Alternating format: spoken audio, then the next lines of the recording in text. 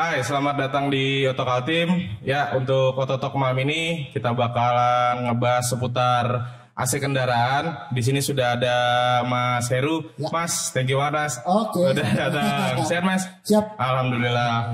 Oh ya, Mas Heru ini owner dari Sukses Maju Mas ya? Ya. Oh, Sukses Maju. Mas, hari ini kan kita bakalan ngebahas masalah ya seputar AC lah. AC. Karena kan AC sangat penting Mas ya. Kalau nggak ada kendaraan. AC kan nggak nyaman tuh. Ya benar. Kalau zaman dulu kan biasa pakai kipas tuh. Kalau nggak buka kaca. Ya buka kaca. Tapi ya masuk angin. Tetap bener. Apalagi kalau jalannya malam Ya. kan. Mas mau nanya nih Mas. Sebetulnya komponen AC itu apa aja sih Mas untuk kendaraan di mobil lah kan? Komponen inti AC itu yang utama ada kompresor, terus ada kondensor, terus ada expansion valve, ada evaporator, dan ada motor blower. Oh, deh. Komponennya di situ. Sama ada receiver dryer untuk penyaringan freon dan oli. Oh gitu. Jadi ada olinya juga ya AC ya? Ada olinya untuk kompresornya. Karena kan kompresor bekerja untuk mengkompresi ya. Benar. Fungsi kompresor intinya untuk mengkompresi tekanan dari freon dan oli. Dan oli. Nah kalau nggak ada oli berarti nggak ada yang karena di situ ada piston otomatis harus dilumasi. Dilumasi, Ya. benar. Nah, kalau nggak ada oli ya akan terjadi gesekan dan bisa stuck itu kompresor. Bisa stuck Mas ya? Ya. Nah Mas, bisa dijelasin nggak fungsi dari komponen-komponen itu Mas?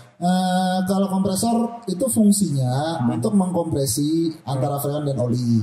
Jadi ditekan untuk memberikan kompresi. Setelah dari kompresor itu ntar masuk ke kondensor. Kondensor adalah yang membagi panas, dari antara freon dan udara itu masuk ke kompresor, ke kondensor. Nah setelah itu ada oli, ada freon, dan ada udara. Setelah itu masuk ke receiver dryer. Fungsi receiver dryer adalah menyaring dari oli dan freon yang telah dikompresi tadi. Ya, dari kompresor dan masuk ke kondensor, lalu disaring di receiver dryer. Gitu. Setelah receiver dryer itu ada expansion valve. Expansion valve itu fungsi untuk pengabutan. Pengabutan ketika hasil dari kompresi dari freon dan oli itu sudah disaring dari receiver dryer untuk mengabutkan dinginnya freon itu mengubah dari oli itu dari gas. Oli dan freon itu bercampur kan? Bercampur. Terus dirubah menjadi dingin, itu dirubah oleh expansion valve. Nah, setelah dari expansion valve itu masuk ke namanya evaporator. Evaporator. Jadi fungsinya evaporator adalah menerima dingin. Oh, jadi itu dari evap itu yang sebetulnya keluar untuk dingin ya? Dan dihembuskan oleh motor blower. Motor blowernya. Itu. Jadi kita terima dingin. Terima dinginnya. Benar. Berarti, untuk beberapa mobil-mobil sekarang dan mobil-mobil mahal kan itu ada heaternya Mas. Nah, heater itu apakah termasuk di komponen AC juga atau beda lagi dia Mas? Heater itu biasa ada sendiri dia Mas. Masuk sih dalam komponen AC, cuma dia bekerja tidak menggunakan freon, dia bekerja melalui radiator. Oh, panasnya radiator diserap. Masuk ke heater. Oh, gitu. Tapi biasanya pakai mobil heater sih mobil-mobil Eropa. Ya, mobil Eropa dan beberapa mobil Jepang juga ada. Tapi yang khusus bilap lah ya. Ya, yang bilap-bilap itu. Benar-benar. Kalau di Indonesia nggak ada. Jarang sih. Ada sih, tapi jarang. Jarang sekali. Nah, untuk biasa nih Mas, penyebab AC nggak dingin nih kan banyak banget keluhan. Banyak. Itu faktor apa sih Mas sebetulnya? Apakah memang freonnya kurang atau kondensor? Faktornya banyak ya? Itu banyak. Banyak banget ya? Nah, saya sebutin beberapa ya. Boleh. Jadi salah satunya adalah ketika kompresor stuck, tidak bekerja dengan optimal. Kedua karena sistem elektrikal. Yang ketiga karena mungkin adanya kebocoran. Keempat kebuntuan pada receiver dryer itu bisa. Yang kelima adalah mungkin evaporator kotor, jadi dinginnya tidak maksimal. Gitu. Jadi makanya harus rajin servis ya. Servis perawatan. Nah, kalau buat servis AC sendiri sih, yang rutin itu sebetulnya wajibnya berapa bulan sekali sih Mas? Wajib itu biasa setahun atau 10.000 kilometer sekali sih. Oh, wajibnya ya. Karena biasa sih kita paling bersihin begitu per 10.000 itu kita bersihin filternya supaya ketika filter udaranya bersih, jadi kotoran tuh nggak nyangkut di evaporator. Di evap ya. Sama motor blower kita bersihin. Terus kita ganti saringan olinya, receiver dryer itu kita ganti. Itu yang servis optimal. Kita ganti lagi freon, kita ganti lagi olinya. Supaya kinerja kompresor itu maksimal. Maksimal ya. Optimal. Karena kalau udah kompresor rusak, itu biaya gede. Iya, pasti merembet juga ya jadinya. Bisa kena part-part yang lain. Yang lain, benar. Nah, kalau tadi kan Mas bilang untuk pembersihan air cleanernya lah, filter udaranya lah. Itu kalau dicuci, apakah diwajibkan? Boleh atau tidak sih sebetulnya? Dicuci sih enggak sih. Jangan ya? Karena kan dia sistemnya busa ya. Iya, benar-benar. Kapas gitu ya. Kalau kita sikat, kita cuci, ntar malah ngangkat itunya tuh saringannya terus cabut. Kan dia kayak ada serabut-serabutnya tuh. Benar. Mending disemprot aja pakai angin. Biasa sih disemprot. Biasanya semprot angin. Oh gitu. Jadi kalau dikasih air dia malah sobek ya. Jadi tidak diwajibkan untuk dicuci ya. Iya, tidak direkomendasikan untuk dicuci. Kali bisa dicuci Mas. Biasa kan orang biar hemat. Pakai pompa sepeda aja. Kalau dipegang gini terus dipompa. Nggak bersih Mas ya. Pakai kompresor sih. Iya, pakai kompresor ya. Nah, Mas buat ini kan di luar banyak tuh saya lihat ada yang jual freon kalengan kecil misalnya. Itu kira-kira bisa nggak kalau kita ganti sendiri lah tanpa, kan kalau servis kan biasanya kan digantikan freon kan pakai ada alatnya khusus kan. Nah, kalau misalnya mau ganti sendiri bisakah atau tidak bisa Mas? Karena di luar saya lihat ya di marketplace ada lah yang jual freon. Iya, freon yang kecil. Iya, kalengan kecil. Selama punya alatnya sih bisa ganti sendiri asal punya alatnya dan tahu caranya. Nggak boleh sembarangan ya jatuhnya? Nggak boleh, karena ketika ganti olinya harus ditambah juga gitu. Karena nggak boleh lebih banyak freon daripada oli, akhirnya kinerja kompresor pun tidak maksimal. Tidak maksimal. Gitu. Jadi tidak dianjurkan lah ya kalau ada alat sendiri ya silahkan gitu ya. Asal tahu caranya. Nah Mas, ini mau nanya lagi masalah penggunaan AC yang benar. Nah, itu gimana sih penggunaan yang benar? Karena biasanya kan orang bilang begitu pertama kali starter mobil kaca dibuka tuh nyalakan AC-nya gitu. Itu gimana sih Mas? Kalau penggunaan AC yang benar sih ya. Kalau menurut saya sih yang pertama itu kalau habis mobil mau dimatiin, matiin dulu AC, mencegah sistem elektriknya rusak. Yang kedua, ketika running mobil, nyalain mobil nyala mesin, nah itu jangan langsung nyalain. Jadi biar, apalagi waktu pertama kali ya kalau pagi-pagi ya, biarin mobil itu sampai RPM-nya turun sedikit, baru nyalain. Karena ketika RPM-nya tinggi terus nyalain, perputarannya biasanya lebih tinggi. Oh gitu ya. Jadi nggak bisa langsung nyala AC begitu barengan sama start gitu ya? Bisa. Kasihan AC-nya nanti magnet clutch-nya cepat. Oh, magnet clutch-nya cepat kena. Oh begitu. Di kompresor cepat kena. Iya, karena magnet clutch juga lumayan mahal. Nah Mas, buat ini kan kalau nggak salah ya, koreksi saya kalau salah. Tidak dianjurkan terlalu lama di dalam mobil pada saat AC hidup. Nah, itu gimana sih Mas sebetulnya? Kenapa kok nggak boleh gitu? Bolehkah atau tidak gitu? Sejujurnya sih boleh-boleh aja ya. Yang tidak diperbolehkan apabila takutnya ada kebocoran pada sistem sirkulasi AC, freon keluar, ada kebocoran sedikit di evaporator itu biasanya. Nah, kan evaporator ada gas freonnya tuh bocor keluar. Nah, ketika disemburkan keluar, takutnya terhirup sama manusia. Itu yang terjadi, banyak yang kadang-kadang terjadi keracunan ya. Benar-benar. Terjadi keracunan. Mungkin salah satu sebabnya karena ada kebocoran. Nah, manusia kan itu kan gas agak beracun ya. Iya, benar.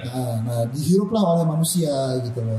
Sehingga yang menyebabkan adanya kematian mungkin di mobil. Di mobil gitu. Makanya kalau saran saya sih mending kalau nyalain AC ya agak dibuka dikit kacanya. Gitu. Takutnya pas ada gasnya. Gasnya itu ya. Ya karena kita juga nggak tahu ya apakah ada kebocoran atau enggak kan. Kita kan nggak tahu karena umur suatu benda kan ada masa. Iya benar, ada masanya sih. Jadi seperti itu. Jadi ya balik lagi yang pertama tadi ya servis rutin lah ya. Rutin itu mencegah. Biar ketahuan apakah ada kebocoran atau enggak ya.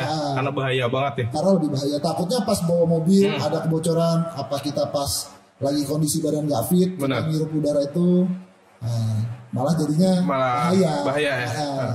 Nah kalau buat ini Mas, biar wangi, kadang kan ada di Di kisi-kisi AC kan pasangnya parfum. Nah, ada juga yang mainstream banget yang filternya disemprot parfum. Itu gimana sih Mas? Kalau menurut Mas wajar kah atau gimana? Kalau menurut saya sih nggak rekomendasi ya. Kenapa? Jatuhnya kalau dia udah parfumnya hilang, bau parfumnya tuh nempel di evaporator. Biasa saya udah berapa kali itu nemuin bau parfumnya tuh nempel di evaporator. Nah jadinya makin kelamaan itu jadi asem gitu loh baunya. Jadi nggak sedap. Gitu. Kayak bau busuk modelnya. Gitu jadinya gitu loh. Kayak apek jadinya. Kayak apek. Nah jadi kurang nyaman.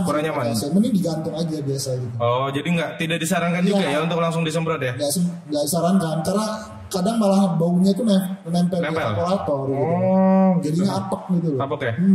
Nah Mas, untuk biaya nih, untuk biaya perawatan sendiri berapa sih Mas? Kalau rate-nya biaya perawatan mulai dari 600.000 sih. 600.000. Itu dari pengecekan keseluruhan. Pengecekan keseluruhan, terus ya kita ganti oli, ganti freonnya yang baru, ganti saringan udaranya, ganti filter udaranya. Termasuk cuci evaporatornya. Itu termurah 600.000. Termurah ya. Tapi bisa di atas itu lagi kan. Itu tergantung mobilnya. Ya. Balik lagi ke mobilnya. Mobilnya beda merek ya.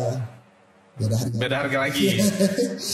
Kalau mobil yang kebanyakan ya 600.000 lah, kayak ya mobil Agya lah. Avanza. Nah, untuk pemasangan Mas, kan ada beberapa mobil baru sekarang dan mobil-mobil lama itu kan nggak ada AC-nya. Untuk biaya pemasangan dan lama pengerjaan nih Mas, kira-kira berapa Mas? Kalau pemasangan sih rate-nya mulai dari 5 juta untuk mobil baru. Nah biaya estimasi pengerjaannya itu biasa 1-2 hari. 1-2 hari ya? 1-2 hari. 1-2 hari udah klop lah, udah terima beres, udah terima dingin. Iya udah terima dingin. Nah untuk di Sukses Maju sendiri Mas, mobil paling tua yang pernah dipasang AC apa Mas? Kan kadang ya ada penikmat ya mobil tua kayaknya Corolla atau Corona DX kan itu memang nggak ada AC-nya. Ada. Itu pernah Mas? Aku sih paling tua mobil itu Daihatsu Surcharge. Sedan itu. Iya sedan. Adanya Starlight katanya orang. Iya benar. Itu paling tua Mas. Paling tua. Habis berapa Mas? Itu habis sekitar 4,5 juta. Termasuk terjangkau ya? Iya. Udah dingin kan? Termasuk terjangkau. Karena kan komponennya nggak semahal mobil-mobil. Iya benar. Sekarang. Jadi ya cukup murah lah. Cukup murah. Untuk kelas mobil tua kan daripada pakai kipas angin yang biasa kan pakai kipas angin. Biar tua yang penting mobil kan nyaman. Iya benar sih. Kita tuh bukan AC itu bukan masalah barang elit apa gimana. Iya. AC itu sebuah kenyamanan. Iya. Dan kebutuhan sih jatuhnya sekarang untuk kendaraan kebutuhan Mas. Karena apalagi Samarinda ya. Benar. Dan kota-kota besar lainnya tuh udah panas banget. Cuacanya udah ampun pokoknya. Jadi Samarinda debu banget. Iya benar tuh Mas. Kadang. Nah untuk ini nih Sukses Maju Mas, itu berdiri tahun berapa sih sebetulnya Mas? Apakah tahun kita kemarin 2018. Sejak 2018. Tapi kira Mas. Berdiri sejak berapa sih? Nggak tahu. segitulah pokoknya Mas. Gitu ya. Sehari biasanya dapat lagi customer datang berapa Mas? Rate 3 mobil biasanya. Rate 3 mobil ya. Average-nya 3 mobil. Yang paling tersusah? Mobil yang paling tersusah nih yang pada tanganin. Yes. Mau tahu nggak apa? Menurut saya nih yang paling susah itu Datsun Go.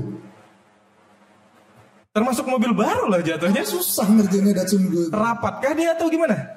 Datsun Go itu sensitif. Oh gitu. Jadi pernah Datsun Go itu kita ganti rugi akhirnya, bukan dapat untung malah itu fleksibel setirnya rusak. Serius, fleksibel setirnya rusak gitu loh. Jadi kita bongkar setirnya, itu putus fleksibelnya. Wow, seringkih itu ternyata. Itu Datsun Go itu. Dan evaporatornya cepet banget ganti. Biar kita kasih yang asli, evaporatornya gampang banget jebol. Gak tahu kenapa. Oh gitu? Iya. Setahun itu bisa 2 kali evaporator Datsun Go itu yang saya temuin itu bisa jebol. Wow. Padahal itu evaporator kondisi asli. Bawaan dealer ya? Bawaan dealer sesuai dengan dealer yang punya, tapi jebol. Itu berarti termasuk apa ya? cacat kita nggak ngomong cacat sih, bukan. Apa ya, kualitasnya yang bagaimanakah, atau ya kita nggak menjelekan kita nggak menjelekan sesuatu, karena kalau boleh dibilang ya Datsun Go mobil baru, hitungan baru kan, tapi kenapa sering gitu ya? Kalau menurut saya sih overkompresi kayaknya. Jatuhnya ya. Kompresornya kayaknya gede banget gitu. Tekanannya tinggi, dia menghasilkan tekanan yang tinggi. Pada akhirnya komponennya nggak tahan gitu, nggak tahan menerima tekanan. Kalau menurut saya. Iya. Oh gitu ya. Rasanya sih gitu. Soalnya berapa kali dapat Datsun Go itu setahun bisa 2 kali, dengan mobil yang sama itu ganti evaporator 2 kali. Dan itu jarang banget terjadi di mobil-mobil yang lain. Iya. Dan keluhannya sama. Iya, keluhannya sama. Pokoknya Datsun Go kalau udah nggak dingin, udah evaporatornya bocor. Udah bisa dipastikan. Udah. Karena nggak tahu kenapa ya, kok ini mobil kok gampang banget gitu lah evaporatornya bocor gitu. Sampai kita bingung, saya kasih yang asli sama yang biasa barangnya. Ya sama-sama gampang bocor. Sama-sama gampang bocor ya. Saya kira emang kualitas material spare partnya kali. Enggak, saya kasih yang asli juga bocor. Sama. Gitu. Iya. Oh gitu. Kadangnya bingung. Mas Nasir, Datsun Go masih ada nggak sih Mas? Stop produksi ya. Oh, beruntung lah stop produksi ya. Dia ngomong ada owner di sini Mas. Ownernya untuk Altim nih, Mas. Sehat Mas. Ya tuh Datsun Go tuh gampang banget bocor. Gampang ya? Gampang banget. Padahal itu saya herannya itu. Padahal termasuk baru. Nah, apakah bisa gara-gara cara pemakaian? Enggak juga. Cara pemakaian, kalau dari cara pemakaian harusnya pada satu mobil gitu loh. Ini banyak mobil gitu loh. Dan kondisinya tuh yang dialami itu sama. Gampang banget bocor Datsun Go. Ya mungkin kalau Datsun Go melihat kalau mau ngeluarin Go yang lain ya bisa lah diperbaiki. Jadi notes lah. Ya jadi note lah. Jadi buat kenyamanan customer juga kan. Ayo Mas, kalau boleh tahu alamat bengkelnya di mana Mas? Di Jalan Ahmad Yani 2 nomor 24. Patokannya 50 meter dari Indomaret. Ahmad Yani ya. Buka dari jam? Buka dari jam 8 sampai jam 5. Tiap hari? Weekend libur? Minggu libur.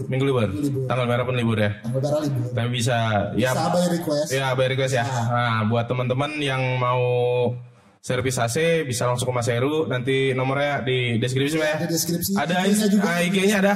Boleh. Nanti dapat diskon deh. Setiap follow IG-nya kita kasih diskon 10%. Nah, tuh yang mau servis AC follow IG-nya Sukses Maju ya. Nah, itu kalian bisa dapat diskon 10%.